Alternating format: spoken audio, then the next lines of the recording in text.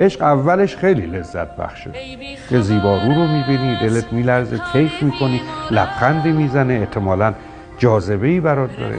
حافظ در یکی از زیباترین ابیاتش میگه که چو عاشق میشدم گفتم که بردم گوهر مقصود. این گفتم آخ جون دیگه اون چیزی که میخواستم به دست آوردم. چه دانستم که این دریا چه موج خونفشان دارد. از کجا میدونستم انقدر خطرناکه؟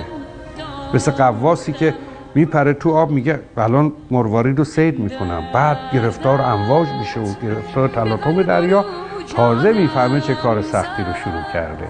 هر کسی تاب و توان تحمل لحظات ویرانگر عشق رو نداره. یه کجاست شیردلی که از بلا نپرهیزد. ای بی خبر از حال بیمارم